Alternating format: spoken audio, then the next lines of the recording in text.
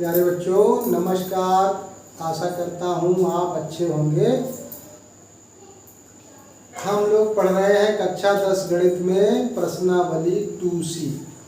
ये चैनल है maths magic 82। मेरा एक और चैनल है मैथ्स विद कृष्णकांत त्रिपाठी के नाम से, जिसमें आप NCERT वाली CBSE वाली किताब पढ़ते हैं और इसमें आप मनोहर रे वाली किताब पढ़ते हैं। तो अगर आप CBSE वाली किताब से पढ़ रहे हैं तो मैथ्स विद कृष्णकांत त्रिपाठी को सर्च करिए, उससे पढ़िए।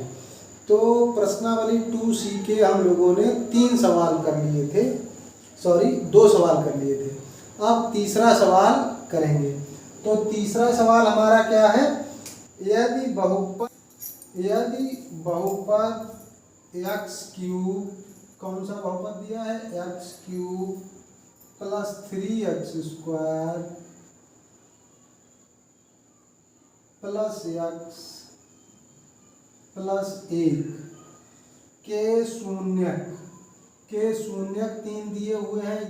सवाल हमारा है, यदि एक बहुपद दिया गया है x cube minus 3x square plus x plus 1, इसके 3 शून्यक दिए गए, क्योंकि त्रिघात है तो 3 शून्यक दिए गए हैं। वो हमने मान लिए अल्फा। ये क्या दिया गया है? a plus B. दूसरा दिया गया है a, वो हमने बीटा मान लिया। तीसरा दिया गया है a माइनस बी, वो हमने गामा मान लिया। और ये जो बहुपद है इसकी तुलना तो आप कर ही देते होंगे। यहाँ a b लिखा तो कैपिटल A से तुलना हम कर देते हैं। a क्या होता है? x क्यूब का गुणांक। x क्यूब का गुणांक कितना है? 1। b क्या होता है? x स्क्वायर का गुणांक, वो कितना है? -3। c क्या होता है? x का गुणांक, वो कितना है? 1। और d कितना होता है? वो अचर पद होता है। तो अब ये हमको मालूम है, फिर हम लगाएंगे मूलों का योगफल। मूलों का योगफल का सूत्र हम लोग लगाएंगे तो वो क्या होता है? -b/a, ये होता है। अब मूल हमें पता है कौन कौन से। एक तो a प्लस बी है, दूसरा a है, तीसरा a माइनस बी है। और माइनस बी का मान पूछे तो ये माइनस का 3 है, b का मान -3 है, तो माइनस माइनस प्लस हो जाएगा अपान 1। यहाँ b हो गया कैंसिल। a 3 बार, यानी कि 3a जोड़ने पर हो गया। ये माइनस माइनस प्लस हो गया, यानी कि 3। a बराबर निकाल लिया तो 3/3, तो 3 एकम 3, 1, तो आंसर ये हो गया। आपको a का मान पूछा गया है इससे, तो a का आंसर ये हो गया आपका। अब हमें b का मान चाहिए, तो फिर आपको इसमें त्रिघात समीकरण में 3 सूत्र दिए हुए होते हैं। एक क्या होता है? दो मूलों के गुणनफलों का योगफल, और एक लास्ट वाला होता है तीनों मूलों के गुणनफल का सूत्र। तो हम वही लगाएंगे अब, तीनों मूलों के गुणनफल का सूत्र। उससे आराम से निकल आएगा। क्या होता है? -b/a। अब यहाँ पे अल्फा की जगह a माइनस बी, बीटा की जगह a, गामा की जगह a प्लस बी, और d कितना दिया हुआ है? 1। वो हो गया माइनस का a 1 है, तो यानी कि ये तो -1 हुआ जाके। a minus B, a plus B formula आपको पता होगा क्या होता है? a square minus B square. पता है? नहीं पता है तो याद कर लीजिए। -1 हो गया। अब a का मान तो हमें पता हो गया। 1 का मान है 1 स्क्वायर माइनस बी स्क्वायर, और गुणा 1 बराबर -1। तो 1 का गुणा करें तो वही तो रहेगा, 1 का स्क्वायर 1, बी स्क्वायर बराबर -1। अब बी स्क्वायर माइनस का है, उधर कर दीजिए। बी स्क्वायर का मान अगर हम पूछें तो बी स्क्वायर हमने उधर कर दिया, तभी प्लस का हुआ। ये -1 इधर लाएंगे तो 1 पहले से है, -1 आएगा तो 1 हो गया 2। तो b का मान जब निकालेंगे तो क्या हो जाएगा? वर्गमूल लेंगे इसका, और प्लस की संख्या का भी वर्गमूल धनात्मक होता है और माइनस का भी धनात्मक होता है, इसलिए b का मान आ जाएगा ±√2। सवाल अच्छी तरह से समझ में आया है तो वीडियो को लाइक करना मत भूलना। चैनल पे नए हैं तो चैनल को सब्सक्राइब करना मत भूलना।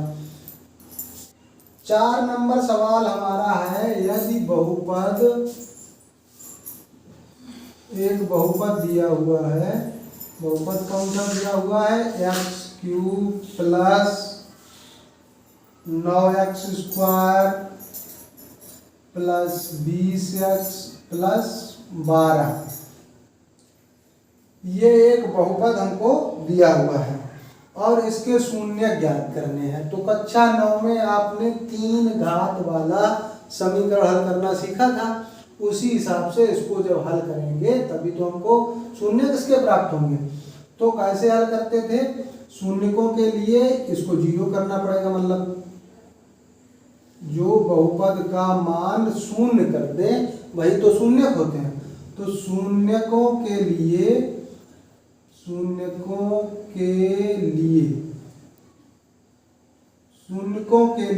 ये जो बहुपद दिया है ये आपका होना चाहिए 0,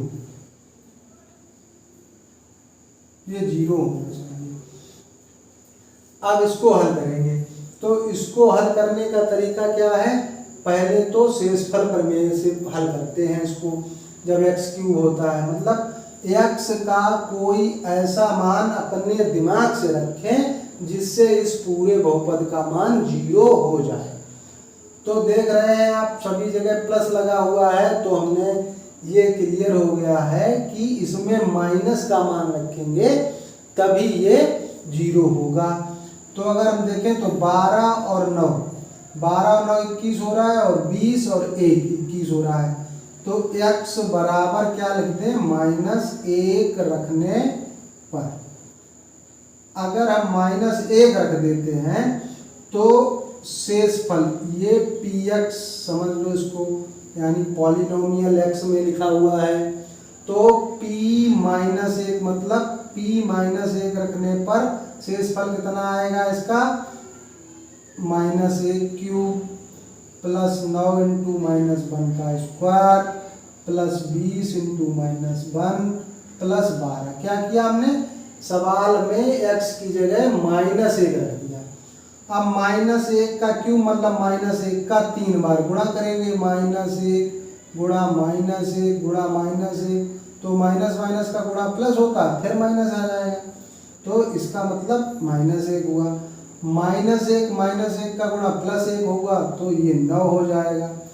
20 एकम 20 -20 हुआ और प्लस 12, तो धन की संख्याएं अगर जोड़े तो 12 9 21 हुआ और ऋण की संख्याएं जोड़े तो 20 से 21 हुआ, यानी कि इसका शेषफल 0 हुआ। तो x बराबर -1 मतलब x को अगर इधर ले जाए -1 को तो +1 हो जाएगा। x + 1 बराबर 0, इसका एक शून्यक है, इसका एक गुणनखंड है। किसका, इस बहुपद का, इस बहुपद का x + 1 एक गुणनखंड है, यानी कि x बराबर -1 इसका एक शून्यक है, ये हमको पता चल गया। अब भाग वाला पोर्शन आपका हटा दिया गया है इस बार, तो हम आपको दूसरा तरीका बताते हैं। अब हम क्या करेंगे, जो px हमको चाहिए वो इसके माध्यम से ज्ञात करेंगे। तो कैसे ज्ञात कर पाओगे, x + 1 जो एक आपका शून्यक आ गया है उसको आप 3 बार लिख लीजिए। कितनी बार लिखेंगे, 3 बार लिखेंगे इसको। फिर ऐसी संख्याओं से गुणा करते जाना है जिससे ये पूरा सवाल बन जाए। तो यहाँ x³ है, यहाँ x है, तो किसका गुणा करेंगे, x² से गुणा कर दीजिए। x² और x का गुणा होगा तो x³ हो जाएगा, और 1 में गुणा करेंगे तो x² रहेगा, लेकिन यहाँ 9x² है तो इसका मतलब 8x² और चाहिए, तो 8x से इसमें गुणा करेंगे क्योंकि x लिखा ही हुआ है, तो 8x² हो जाएगा। अब 8x और 1 मिलके 8x हुए, हमको चाहिए 20, तो कितने से और गुणा करते हैं, यहाँ पे 12 और बढ़ाने हैं, तो 12 8 20 होते हैं, तो 12 से गुणा किया तो 12x मिलके 20x हो गए और 12 एकम 12, ये सवाल बन गया। अब ये आपका सवाल बन गया, तो x + 1 तो कॉमन है, सब जगह लिखा हमने 3 बार, और दूसरा x² + 8x + 12, ये हो गया। अब ये शून्य के लिए ये तो चल रहा था 0 के बराबर। तो अब इसके गुणनखंड और कर लो, 12 के गुणनखंड करो कि 8 के बराबर आए, मतलब ऐसी संख्या ढूंढो। तो देखते हैं, इसको लिख लेते हैं x+1 और 6 और 2 का गुणा 12 होता है और 6 2 जोड़ेंगे तो 8 होता है।